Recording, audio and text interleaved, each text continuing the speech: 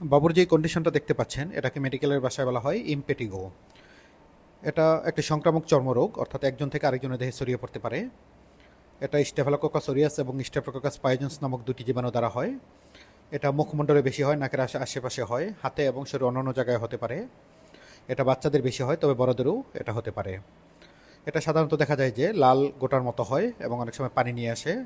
পরবর্তীতে পানিটা রাপচার হয়ে যায় এবং দেখা যায় যে অনেক সময় বাদামি এবং মধুর মতো কালারও অনেক সময় ধারণ করতে পারে। এটা মারাত্মক সংক্রামক, একজন থেকে আরেকজনের দেহে খুব দ্রুত ছড়িয়ে যেতে পারে। এরকম কন্ডিশন যদি কোনো বাচ্চা দেখা যায় তাহলে স্কুলে যাওয়াটা বন্ধ করে দেওয়া উচিত এবং ওষুধ ব্যবহার করার পরে খুব দ্রুত 24 থেকে 48 ঘন্টার মধ্যেই এটা সেরে যায়। এবং এটা ছড়াতে পারে একজনের কাপড় যদি অন্যজন ব্যবহার করে অথবা একজনের খেলনা দিয়ে যদি অন্য বাচ্চা খেলাধুলা করে, তাহলেও এটা অনেক সময় ছড়িয়ে যেতে পারে। এটার জন্য দায়ী হচ্ছে এই তীব্র গরমের কারণেই, তীব্র গরমের আর্দ্রতার কারণেই এই জিনিসটা বাচ্চাদের হচ্ছে।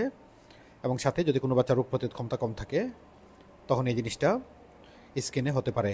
এছাড়া দেখা যায় যে কোনো কারণে যদি শরীরে কোনো জায়গায় যদি কেটে যায় অথবা কোনো যদি ইনসেক্ট বাইটের কারণেও অনেক সময় এই জিনিসটা দেখা যায়।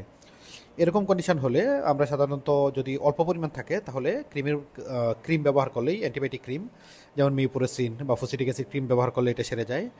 যদি আরেকটু সিভিয়ার কন্ডিশন হয়, অর্থাৎ যদি ফোসকাসহ আসে, যেগুলোকে বলা হয় বুলাস ইম্পেটিগো, এরকম হলে ডাক্তারের পরামর্শ মতো অ্যান্টিবায়োটিকও খেতে হয়। Thank you.